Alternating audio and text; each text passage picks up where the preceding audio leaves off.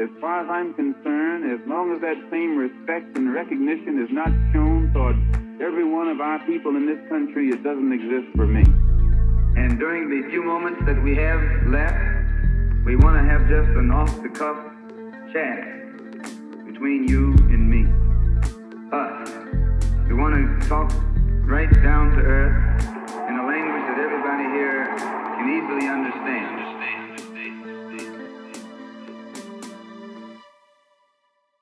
Welcome back to another episode of The Malcolm Effect. It's been a while, but I'm excited to have this conversation with two people I consider friends, comrades, and teachers.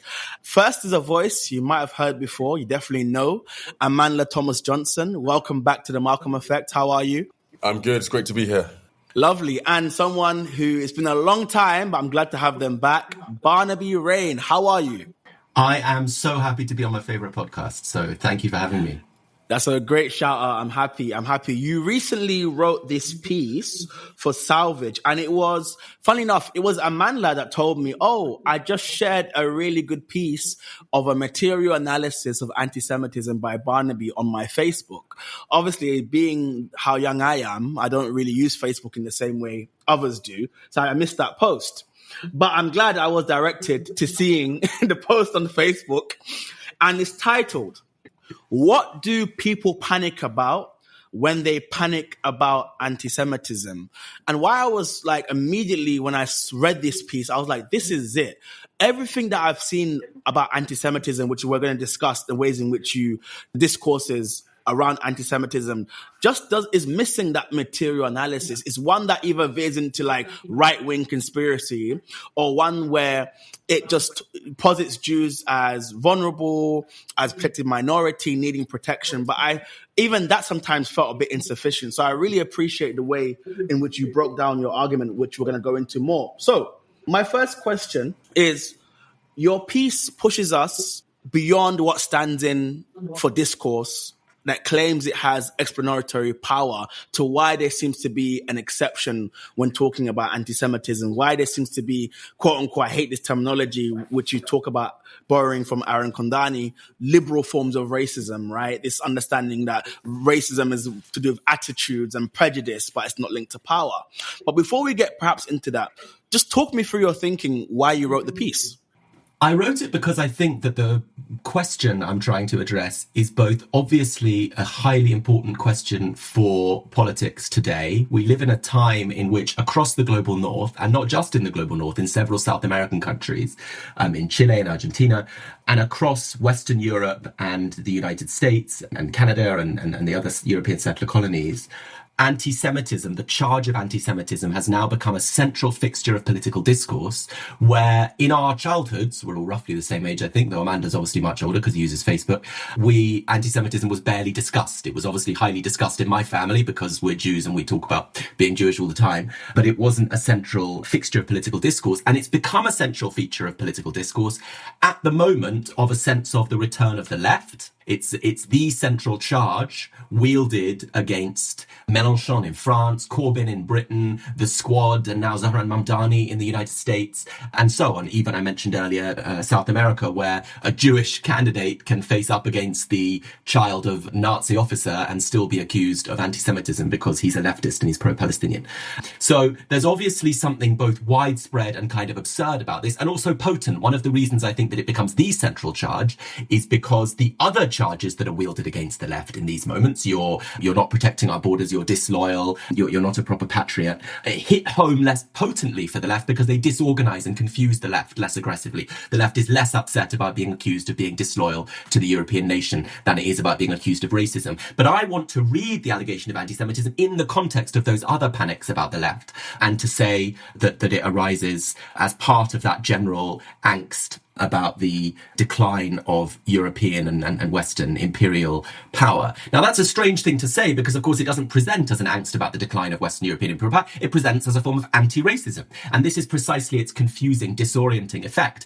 Anti-racism, leftists are used to thinking, is a rebellious discourse of opposition to European Western power. And so the question that interested me is, how has this panic arisen, this panic across the political mainstream, across the political centre, and even now on parts of the right and and even cohering so much of the radical right. My piece starts with a quote from Geert Wilders, a sort of Nazi descended by intellectual genealogy, leading Dutch politician, for whom the anti-Semitism panic has become totally central, as it has for politicians in Britain, from Robert Jenrick to Nigel Farage. Why is it that people who normally groan about cancel culture, if ever they're accused of being racists, have this one racial minority that they claim to defend vigorously, enthusiastically, aggressively, that they champion?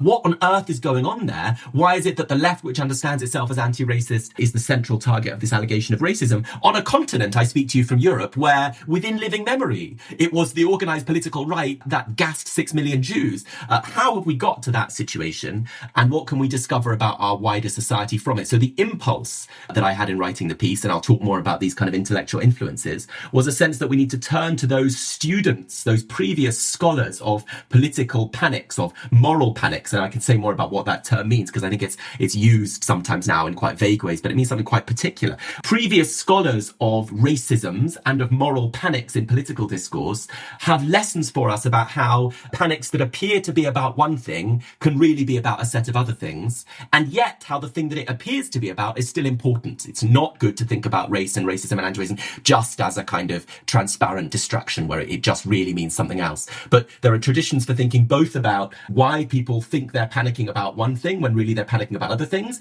and also why that particular thing that they think they're panicking about becomes the object of their apparent concern, what it is about the specific dynamics of that thing that make it amenable to its use for other worries. So that was the question that I felt, if we're on the left, we see this rise of anti-Semitism as a discourse used to attack the left. I think that if we come to understand it, we might also be able to understand the reasons that there is real rise in hatreds and anxieties and panics about Jews.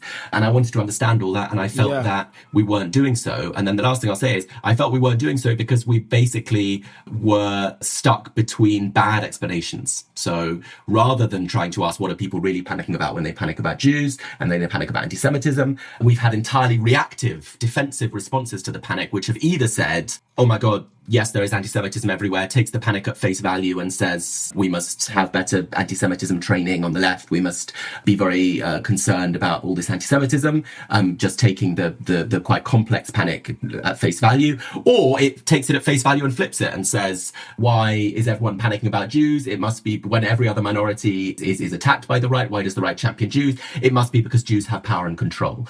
And so we get very widespread ways of explaining this situation, which veer from the hard, overtly anti-Semitic to the soft, kind of apparently common sense. The reason there's all this panic about Jews must be because Jews are wealthier and more powerful than other minorities. And I think there's actually something more complicated and more important and more interesting going on. Yeah, thank you for that. Thanks for that explanation. I thought it was a really, really rich piece. And the thing that really struck me was the material analysis that you sort of did. And you put it in a context very early on of other anti-racisms against Black people, against Muslims as well. And I really like that. One of the things I was thinking about, and I'm hoping I'm not giving my age away when I say this, was you spoke about the fact that it was the far right that were responsible for the gassing of 6 million Jews or so in the Second World War. But since then, we've really had this emergence of this discourse of Judeo-Christianity. I wondered if you could talk a little bit about that, because that's something that I sort of felt this piece reminded me of. And, what are its fissures, its points of tension, and what sort of strategic work does it do, this discourse? I'm so happy you asked that question because it's a pet peeve of mine. I really hate it whenever anyone talks about Judeo-Christian civilization because it's an example of this historical flattening. So the claim of the language of Judeo-Christian civilization is that for 2,000 years since the death of Jesus, I imagine, there has been this fusion of two cultures in one, which is called the West. Alternatively, that tradition is rooted in classical Greece and Rome. And the idea is that there's a continuity of tradition threatened now by outside. Threatening is very important. So the first thing to say is that this is a revealingly historically sloppy way of thinking about the world. In the 19th century, the Times newspaper in London published an article concerned about concerned about the need for the British to step in to save Afghans, which they've been claiming to do for 200 years, because it said that it found there were some Afghans, Hazara Afghans, who were very pale and had blue eyes. And they said these must be the descendants of Alexander the Great, who had migrated there, the birthplace of the West. There's no reason to think that Alexander the Great was pale and had blue eyes, except that they had imagined a history of Europe in which it began with Macedon, with Alexander the Great. Alexander the Great was not conscious of birthing something called a civilization of Europe, but this was a projection back after hundreds of years of history, which said much less about who Alexander the Great actually was than what those 19th century Europeans wanted to do in imagining their civilization. It's even more extreme in the case of this language of Judeo-Christian civilization, because of course, far from being fused at the hip, Christians spent 2,000 years saying that Jews killed Jesus. They spent 2,000 years not just writing it in pamphlets, not just saying it in beer halls in Munich. They spent 2,000 years killing us and persecuting us and identifying us, therefore, as the foundational other of Christian civilization. So how did we go from a position where there was a thing called Christian civilization, Christendom, which, when it launched the Crusades, understood Jews as its antagonist, the greatest Jewish sage, maybe ever, and certainly of the medieval world, Maimonides, offered his services when he went to the Holy Land as a personal physician to Saladin fighting the crusading armies. Now the Israelis bombed Salahuddin Avenue in Gaza. How did we move from a position where Jews were positioned alongside Muslims as an other to European Christian civilization, where across Eastern and Central Europe, Jews were alongside Roma people, the central constitutive other of Christian civilization, and even more than Roma people and Muslims who were maybe problems, Jews were the people who had rejected God and then killed him. So they were the foundational total other of that civilization. And then, in the move from a religious framing of the problem to a racial one, Jews were called what? Semites. Anti-Semitismus in 1870, Wilhelm Marr, the German writer, coins this term in an attempt to say there's something scientific about hating Jews. It's not an old-fashioned pre-Enlightenment religious prejudice. What does it mean to call someone a Semite? It means to say that they are of the Semitic language group, which got imagined instead as a race, in the way that races get imagined. They are something similar to Arabs. So my question is, how did we move from this position where Jews were the other of Christian civilization to a position where Jews are part and parcel with Christian civilization? And if you go and look at that, Google Ngrams, and you look at the use of these terms, you'll see that there's a recent spike in the use of this language of Judeo-Christian civilization, and it all happens after World War II. It's not to say the term didn't exist before, but it really gets going from the 1960s especially. And so, again, my question was, how are Jews being imagined here and why? And I think the answer is because it filled, not because Christian civilization was suddenly interested in protecting Jews, but because it filled a set of other imperatives of that Western Christian civilization. And now I think there are these conjoined geopolitical and demographic angsts of Western civilization. Geopolitically, there's anxieties about decline, about the rise of China, the strength of Russia in a bloc with China, the rise of Arab countries as enormously wealthy while Western countries are stagnating economically, the rise also of African economies having much higher GDP growth than European ones, again, in an alliance with China that's called imperial when China does it, but not when the West invades them. So there's a geopolitical angst about the decline of the West, and there's a demographic, internal, domestic angst about mass migration. And these two angsts together can both be answered by framing those who are arriving as terrifying migrants and those who are on the rise as non-European civilizations as something bad and something scary, something frightening. And my argument, one of my arguments in the piece is that the discourse of anti-Semitism, the discourse of Judeo-Christian civilization allows you to frame these racial others as frightening in an amazing move after you've post-1960s decided that racism is discursively, nominally a bad thing. You can frame racial others, above all Muslims, but also the kind of image of the global South with the Palestinian in the kafir as the vanguard. You can frame that other as frightening, as attacking Western civilization, because you can say it's attacking Jews who've shifted from being, therefore, your foundational other to being your protected minority. I use the analogy to white women in the Jim Crow South, your image of a vulnerable group that you need to protect from the violent, savage hordes from black men who are going to rape them in the imagery of the Jim Crow South, or from Muslims who are going to attack their synagogues. And so just by starting with the question, why did we get this move from a language of Christendom to a language of Judeo-Christian civilization, we can reveal a lot about the changing thinking of European power, the way that it slots Jews into that thinking, not because Jews are in control of the process or Jews are powerful or they've really decided they love Jews. They may believe now that they love Jews, but because it serves their other agendas and above all meets their other anxieties. Okay. So I do appreciate what I was managed to hear.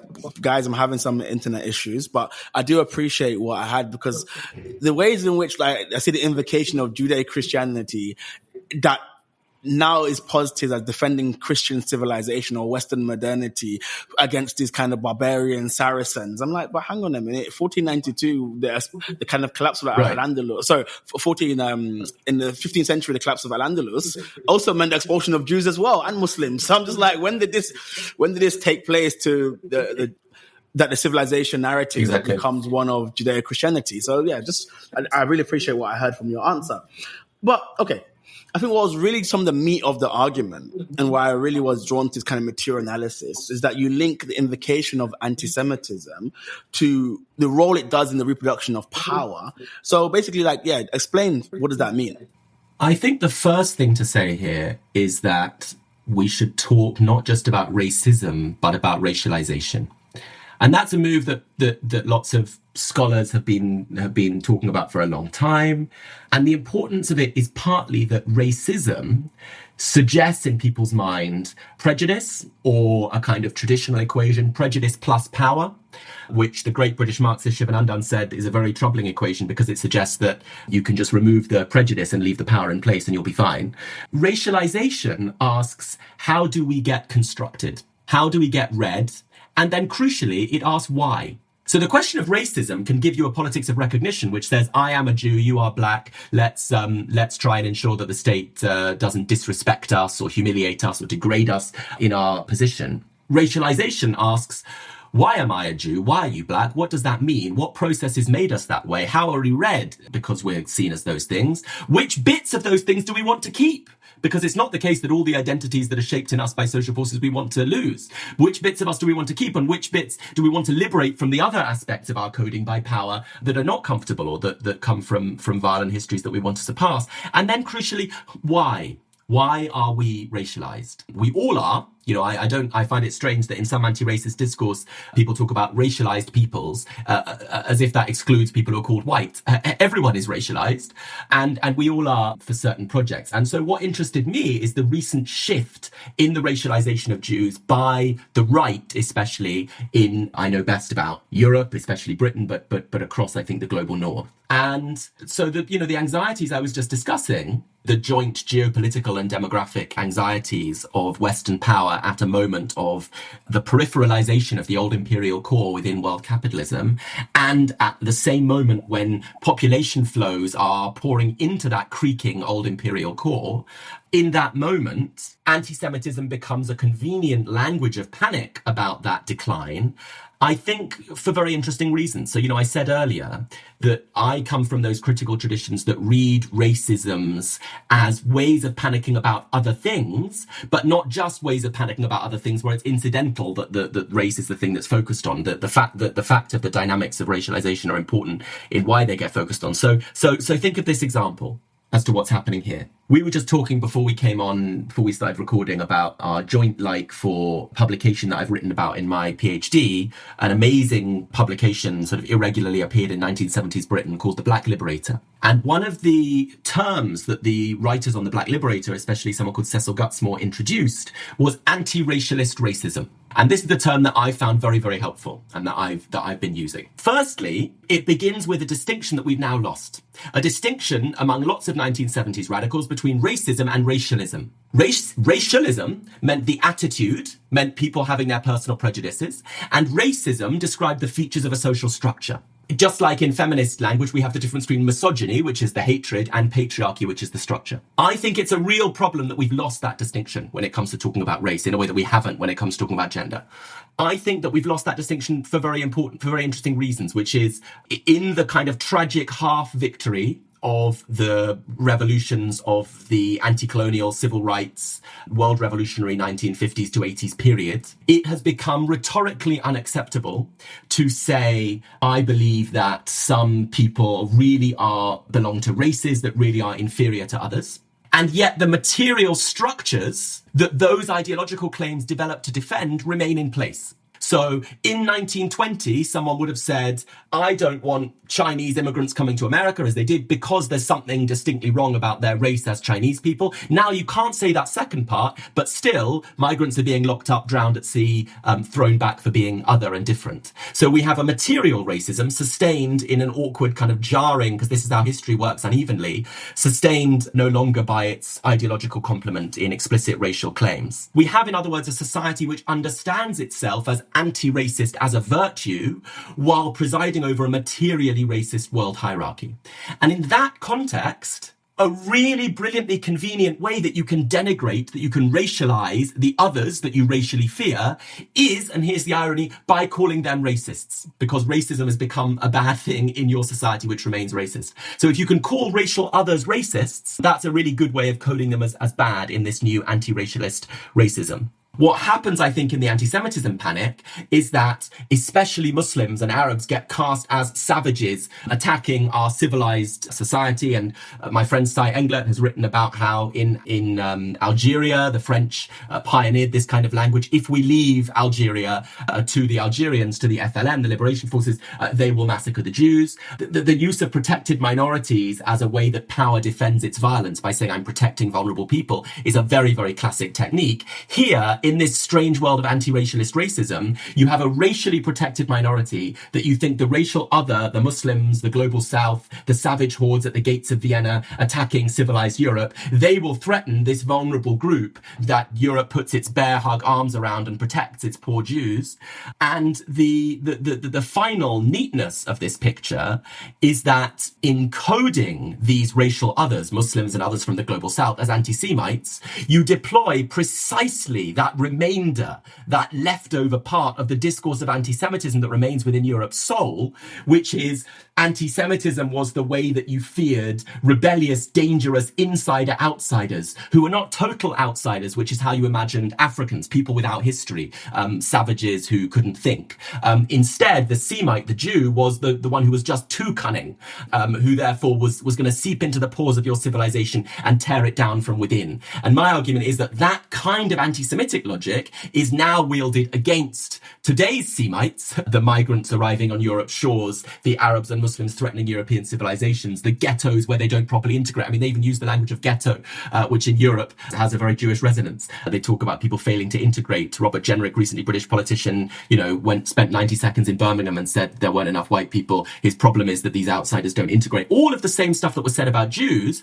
And then they say these outsiders are a threat to what they call British values. They're a threat to the established hierarchical values of the state and society. They are dangerous. They come to overturn the established social order, to turn the world upside down. This is all the way that Jews were once imagined, but now that the label that's appended to that fear is no longer Jew, but anti-Semite. So in all of those curious ways, a racist society whose tragic half-victory of anti-racist discourse means that it now wields anti-racism as its supposed virtue, needs a way to code its racial others, and bizarrely, it now accuses them of racism. And so the anti-Semitism panic is partly, and I don't think this is all that's going on, but it's partly a way for European society to process its racism in our strange times. Thank you. Amanda, do you want to go for your next question?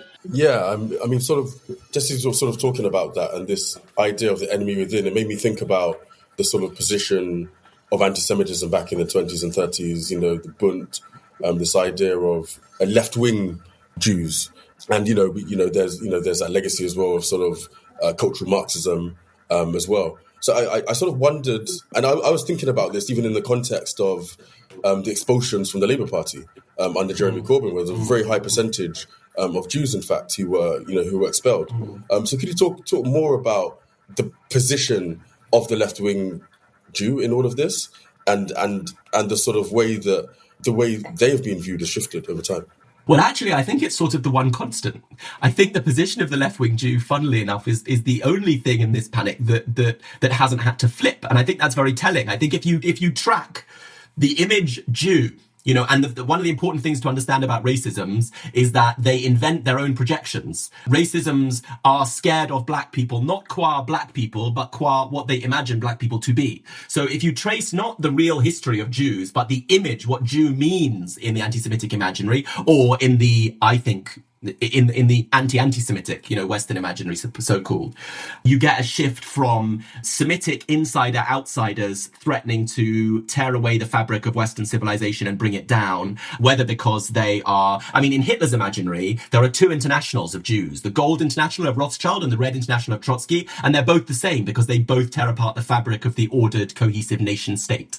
The Orthodox Jew who refuses to integrate is another figure of fear alongside the Jewish capitalist and the Jewish communist. And you see all of these images now transferred onto the others of the West, whether it's brilliantly cunning, clever Chinese who are going to spy on us and bring down Western civilization, and they're billionaires and they've got the best trains, or whether it's the pro-Palestinian wearing the keffiyeh radicals who, and the Chinese therefore standing for the old Rothschilds, or the pro-Palestinian radicals who stand in for the old Jewish communists, or the Muslim communities who fail to integrate and their women are all covered, who stand in for what Hasidim, what Orthodox Jews were once read as. So in all of these ways, the traditional fantasy, scared fantasy of the Jew is now displaced onto other objects, except the left-wing Jew is the one that's remained constant, because the left-wing Jew who was the Semitic insider-outsider who was trying to bring down your civilization still is the Semitic insider-outsider who's terrifyingly on your streets, lives in North London, but actually wants to bring down Britain.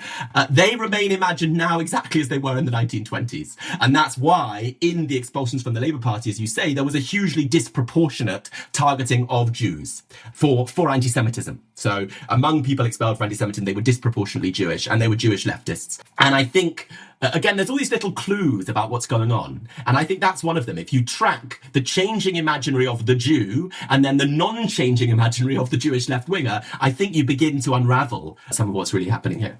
Thank you so much. That is to say, Jews have moved from being imagined as Semitic insider-outsiders to being imagined as the purest epitome of Western civilization, of whiteness, but the Jewish left-winger still isn't quite the purest epitome of whiteness. And that's why they can be attacked as anti-Semites quite relaxedly, quite easily. And you get new discourses like the mainstream of the community, you know? So at the one and the same time, the political mainstream in Britain will celebrate the battle at Cable Street where Jews and other EastEnders fought fascism, because we now all claim to agree that fascism's bad. But actually in the 1930s, the Jews who came onto the streets to fight fascism were doing so in explicit disagreement with the slightly more bourgeois, much more conservative communal leadership bodies who told them not to go. And now those communal leadership bodies organize commemorations of Cable Street because we all claim to be anti-fascist, while at the same time accusing the left-wing Jews, and I'm talking the Jews who were on the streets against the fascists, were members of the Communist Party and members of the Independent Labour Party. Those same left-wing Jews who now are celebrated by communal bodies, when they appear today in the 21st century, are told they're outside the mainstream of the community, which is a kind of dog whistle for saying, you're not really Jews. Frequently it's alleged, are they really Jews? Do they really go to synagogue? Are they really fully Jewish? Are both their parents Jewish? All this stuff, so that they can be cast out of the new imaginary of the Jew as the epitome of whiteness, and they can be cast back into the old imaginary of the Jew as the Semite. No, I really appreciate that answer. So when we speak about the influence, though, that Israel, quote unquote, has on British politics and Western politics more general, also in the United States, the conversations range from it is the Israeli lobby, I'm talking Mersheimer here, or Israel is an imperialist outpost, or you have the really kind of anti-Semitic, like Zog thing. People say the Zog, which I find to be deeply anti-Semitic, actually. So, how you read Israel, and, again, we understand, the racialization of Jewish folk in this particular juncture that has allowed the offsetting for what is real crisis of neoliberalism and capitalism having no more answers for people, that then being offsetted in a moral panic to other groups of people, all done in the name of protecting Jewish folk. But my question is to you then, when you hear these debates about what is the role that Israel has on politicians, and we hear from, Mossad, etc., but how do you understand what is Israel to you? And you mentioned a settler state, of course, but what is Israel to you?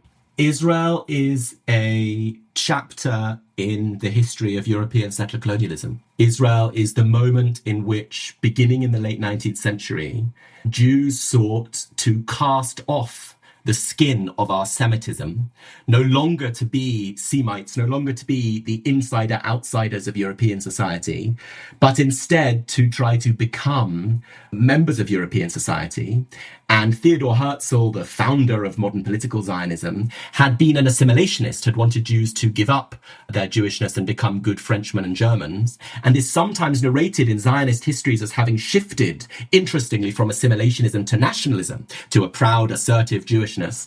I think, in fact, he didn't flip, but recognized that in order to become good Frenchmen and Germans, or rather, in order to become good Europeans, Jews needed what Europeans had, which was a nation state. Land, language, culture, that these things had to be fused in the modern idea of the nation form.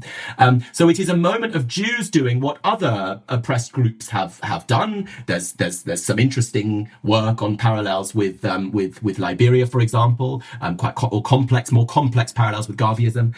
But Zionism is the moment of Jews attempting to replicate the logic of the European nation form, and doing so specifically by replicating the imperial settler colonial nation form. Theodor Herzl wrote an admiring letter to Cecil Rhodes, the butcher of Southern Africa. So I read Zionism as a tragic episode in Jewish history, which is the moment of Jews looking at a mountain of Jewish corpses and saying of Western civilization, if you can't beat it, join it. And that's why Zionism was a minority movement that said that until the Holocaust, where the scale of the brutality and the violence of Western civilization, as the culmination of 2,000 years, was so extreme that a lot of people said, look, well, I'm not going back to Poland now. Like I'm not willing to give them another chance. I've been a socialist before the war and I was trying to build a better Poland, but look what they just did to us. So it's a tragic episode, and I'm quite interested in histories of tragedy in the 20th century. And it was the encounter, the meeting between that tragic chapter in Jewish history, Western civilization with its imperial settler colonial fantasies and norms, finding a use for the Jews. So think about Theodor Herzl writing that letter to Cecil Rhodes saying, I want to learn to be more like you, and think at the same time of Ronald Storrs, Britain's colonial governor in Jerusalem, saying that what they were going to create by creating a Zionist state was a little Jewish Ulster. So Ulster, one of the provinces of Ireland, settled by Scottish Protestants, and to this day included in the United Kingdom, British colony in Ireland. So there you have the meeting point. You have a Jew trying to say, I don't want to be a Jew anymore. I don't want to be the thing that they hate in me. And the number one thing that they hate in us, the number one thing that I think has been the greatest contribution of Jews to modern socialism, has been our refusal of the nation form, has been our existing outside nations. We are a diaspora who can nowhere point to a map and say that was home. If only I could go back there. We understand the reality, I think the reality of all diasporas, that identities are processes in motion and that we have no fixed firm home. Jews, I think, have been very gifted at giving the world that lesson and giving to socialism, therefore, a lot of its internationalism. Work as the world unites, says Marx. He was a man born in Germany and spent most of his life in Britain and lived in Brussels and Paris, a rootless cosmopolitan, as Stalin and David Ben-Gurion both referred hatefully to Jews. So Semitism, that condition of being an insider-outsider, that rootless cosmopolitanism, some Jews wanted to cast off, understandably, given the brutalities of the way that Christendom had treated us. And at the same moment, Western civilization found it could turn Jews into settlers just as it had turned others into settlers. And settler colonialism is often the product of that kind of marriage. I mean, think about the history of South Africa, where the Afrikaners understood themselves as victims of Europe, having to flee Europe, talked a lot about the concentration camps in which the British had put Boer men and women and children in the Boer War, and also simultaneously understood themselves as the defenders of European civilization at the frontier with savagery. And so that allowed them to look scathingly upon the Europe that had victimized them and which now had a bit of liberalism and didn't like the fact that they were massacring black people. That precise same duality. We are rejected by Europe and we are the emissaries of Europe in the savage wilderness. That duality constitutes the Zionist consciousness, just as it constituted the white South African consciousness. So I read Israel as a chapter in European history which fits its mold, and a tragic rupture in Jewish history, which I want to end in order to return to better, finer Jewish traditions. I can stop there or say more about the Zionist occupied government Zog stuff if you want. But, yeah, please do, because it comes up a lot. Yeah, so I think, this is partly my kind of struggle with Mearsheimer as well. Because I think that it's clearly empirically the case that there is an important Israel lobby. And if you look at the history of American support for Israel, especially, and try to account for its historical change in the last 50 years. Even, George H.W. Bush, George Bush Sr. was able to aggressively criticize the state of Israel. Ronald Reagan furiously called up Israel after the Sabra and Shatila massacre and said, stop this.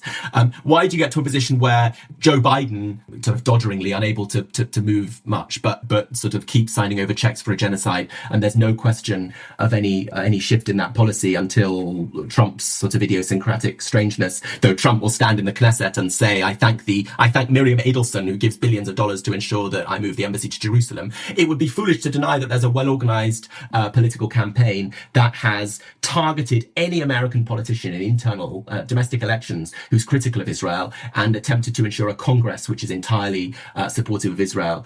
That lobby is there. But I think that, and Mearsheimer is a very good political scientist whose discipline is different from mine. He traces things like lobbies. I'm interested in saying, okay, what broader, deeper cultural, social conditions is this lobby working in? I'm interested in saying, why is it that America might have a deep settler colonial affinity with Israel that the lobby gets to work on? The lobby augments for its purposes, but it's not enough to say that there's this lobby. And the reason I think that's important is if you think it's enough to say there's this lobby, then you save the society that's being lobbied from any criticism.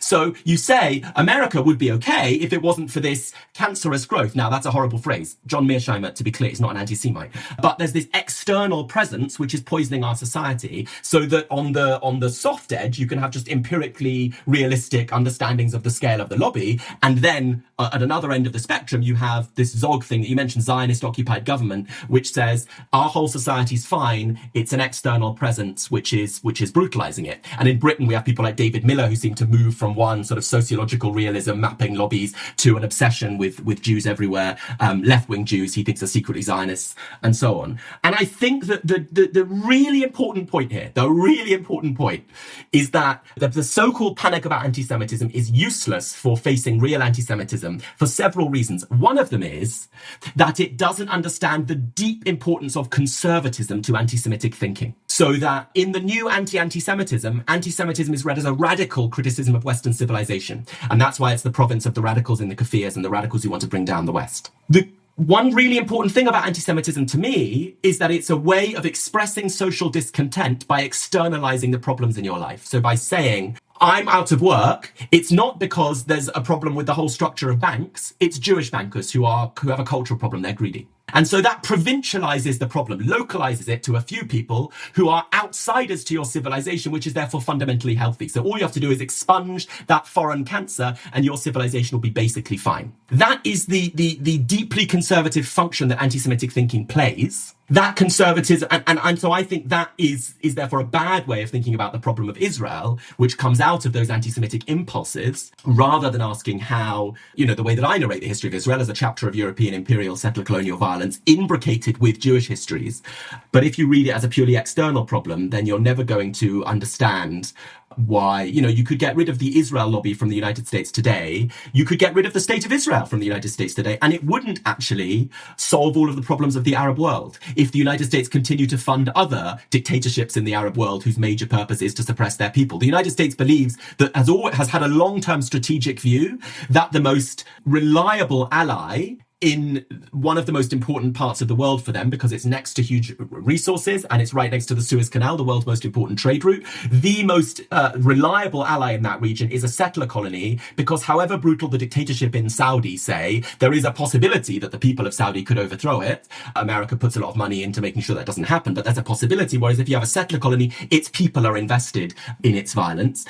So there's a reason that America sees Israel as being in its interests in the region, but Israel's always stepped up. It knows what it's there to do. Stepped up when America needed it, whether it was to invade Iraq. Even in 1956, when the British and French wanted to invade Suez, which the Americans opposed, Israel was there to launch their neo-colonial invasion. But if Israel went, that would not solve all the problems in the world. It wouldn't even solve all the problems in the region. And you don't understand that if you think that the problem is external and it's Jews and it's Zionists disarticulated from their relation to wider imperial power. Thank you for that. Amandla? Yeah, thank you for that. It was a very rich answer. I guess my question is, you make some distinctions in the piece, for example. You talk about Arun Kanani's work, and you just mentioned it again, this distinction between sort of liberal racisms, sort of around sort of privilege and maybe microaggressions, to more structural forms of racism as well. But you also mentioned that at the start of the piece, you mentioned the Muslim Council of Britain, for example, right? And the ways that they've been trying to get the British government to agree to a state definition of Islamophobia, right? And so it had me sort of thinking, okay, well, I'm about to set up a new anti-racist, organization, a new, say, Muslim Council of Britain, let's call it. Okay, what should I be doing in order to form a broad anti-racist, say, anti-capitalist, anti-imperialist alliance with others? What does that look like? On what grounds should we be fighting? And what should our relationship be with the grassroots and with the state? Excellent question. I think there are two completely different images of what racism is and what anti-racism is.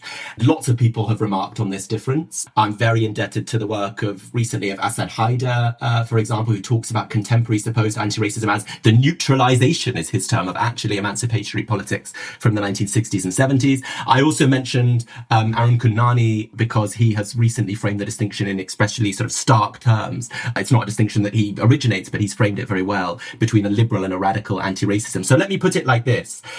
For liberal anti-racism, the problem of race is essentially a problem of recognition. We are the racialized subjects that we are. We're not going to question how we got made that way. We just are.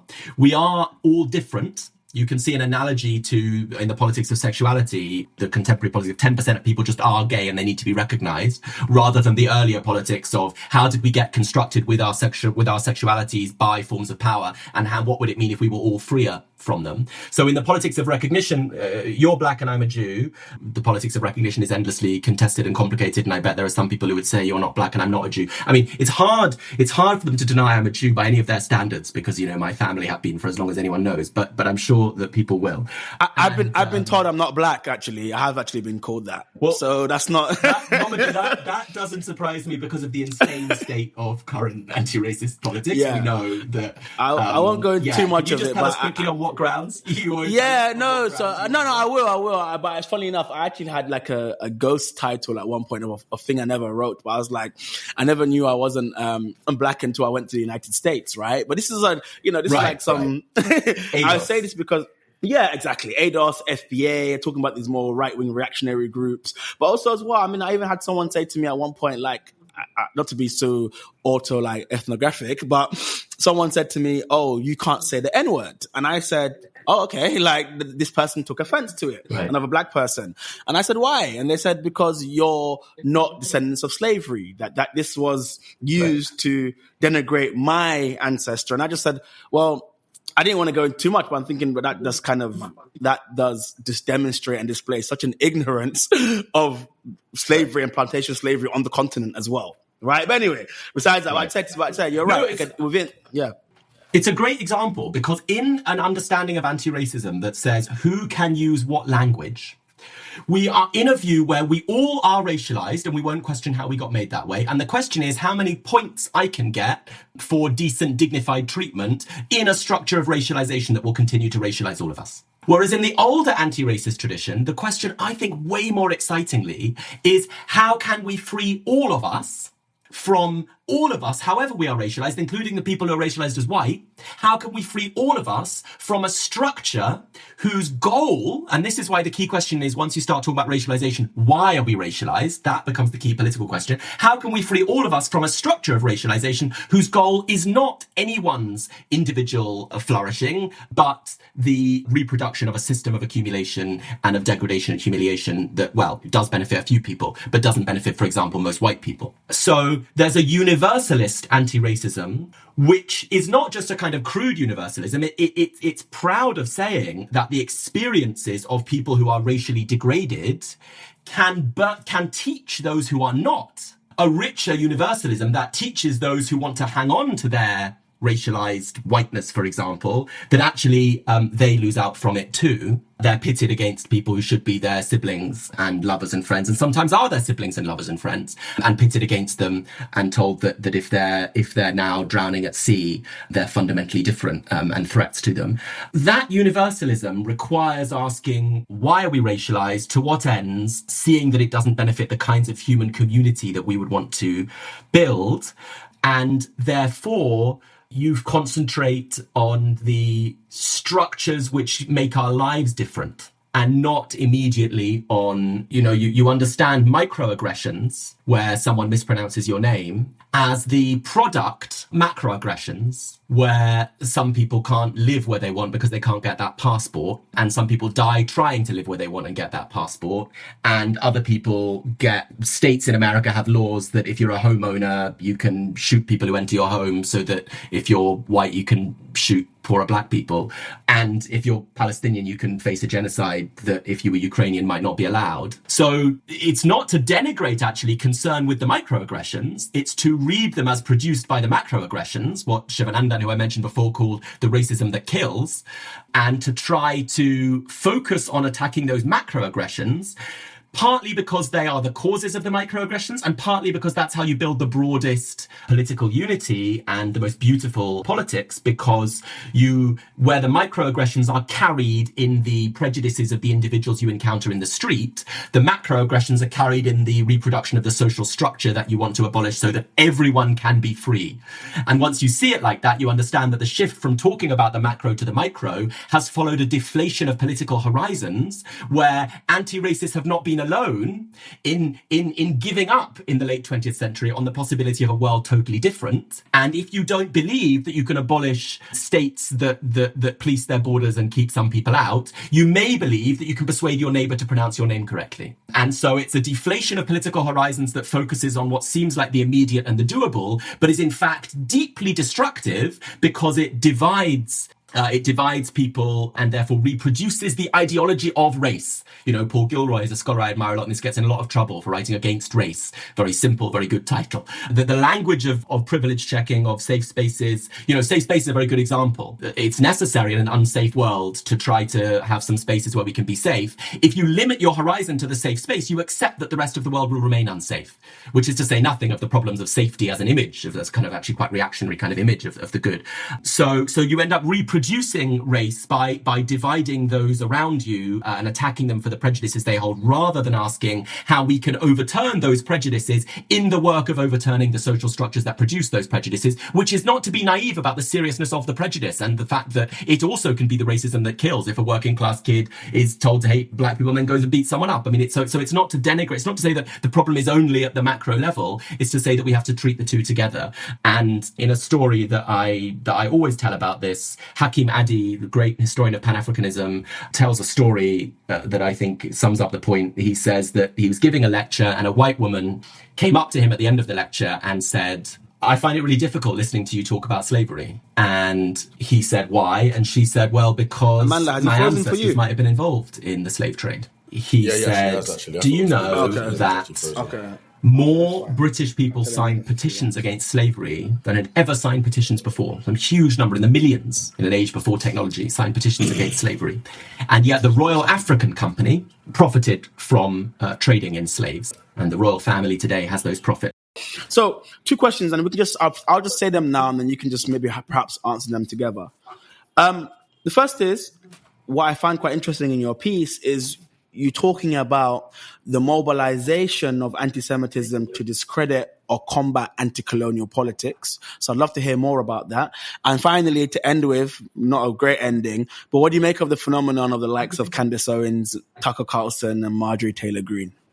Yeah, so I think those are actually very generously easy questions for me. Thank you, Mamadou, because I think they really fit into the kind of model I've been trying to develop. So, you know, I think that people like Candace Owens, Tucker Carlson, Marjorie Taylor Greene are, I keep talking about spectrums, on one point of a spectrum. And if you delve more and more into social media, you find MMA fighters, UFC fighters, big muscly men like Dan Bilzerian with hundreds of thousands of followers who see themselves as conservative, see themselves as great Americans or Europeans, who don't like Israel, who say that Israel's acting very violently and brutally in Gaza, who say it's a genocide, and who then say explicitly Hitler was right. We should start listening to Hitler.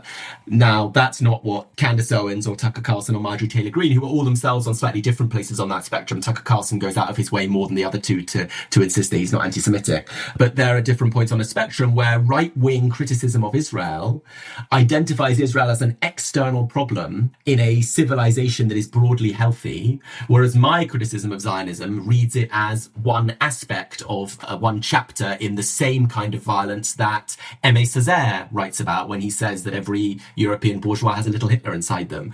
That analogy is inconceivable to the right-wing anti-Israel criticism, for which the very purpose of criticizing Israeli violence is to salvage the wider civilization that they defend from criticism.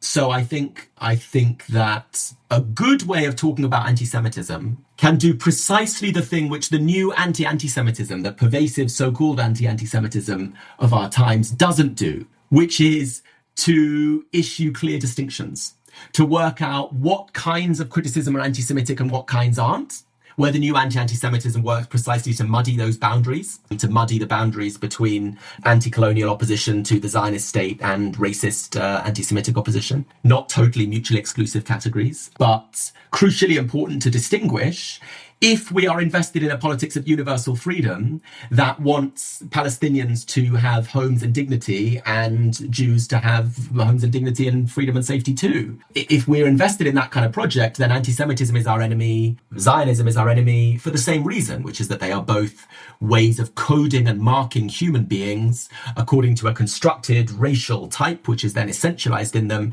and they're allotted a package of rights or responsibilities or blame on the basis of that racial coding, that racial essentialism. So we oppose anti-Semitism, we oppose Zionism for exactly the same reason. We therefore want to distinguish a kind of emancipatory, anti-racist, universalist anti-Zionism from an anti-Semitic kind. That can and that can help us to see Tucker Carlson's criticisms of Israel not as simply anti-Semitic in that we want to throw a nasty label on him, but we can see that the form of right-wing thinking that leads him to criticize Israel doesn't hold out the same hope for universal freedom that a kind of left-wing anti-Zionism does, and how it can instead edge closer into anti-Semitism.